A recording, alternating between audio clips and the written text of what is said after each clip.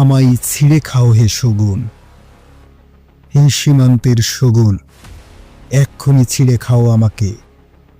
হে আটলান্টিকের eagle, শিগগিরই খুবলে খাও আমাকে। হে বৈকাল হ্রদের বাজ, আছড়ে কামড়ে ছিন্ন ভিন্ন করো আমাকে। আমার রক্তরসে শুধু অসহায়ত্ব আর অভাব। কাগজের কামলারা তাকে আদর করে মুদ্রাস্ফীতি ডাকে। ঋণের চাপে নীল হয়ে যাচ্ছে আমার অনুচক্রিকা। সংসার চালাতে অন্তরে হয় ইন্টারনাল ব্লিডিং। কি আশ্চর্য, তবু আমি মরছি না। ওদিকে দোজকের ভয়ে আত্মহত্যা করবারও সাহস পাই না আমি। খোদাকে বললাম আমি মরতে চাই। তিনি বললেন, বেঁচে আছো কে বলল?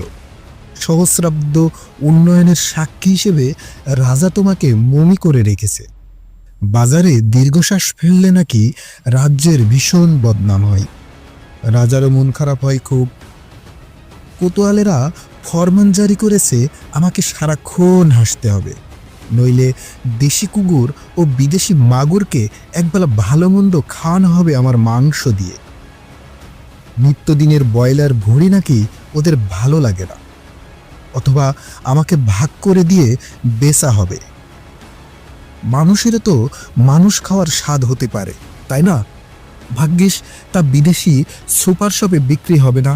দেশি মানুষেরই তো হক বেশি আমাকে খাওয়ার।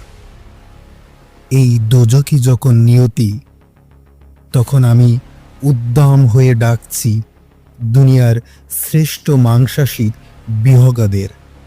হে গোল, চিল ও ভয়ঙ্কর বাজেরা, হে সাম্রাজ্যবাদী সাহসী শকুনেরা, তোমার F-35 মতো, MiG-29 মতো দল ভেদে হামলে পড়ো আমার বুকে। আমার রান, থান, চক্ষু, কলিজা আজ সবই তোমাদের গনিমতের মাল। দেশি শুয়োরের খুবলে খাওয়ার আগেই আমায় ইচ্ছে মতো ছিঁড়ে খাও তোমরা। দোহাই, শুধু মস্তিষ্কটাকে খেও না আমার, তাহলে শীঘ্রই দাস হয়ে যাবে তোমরাও।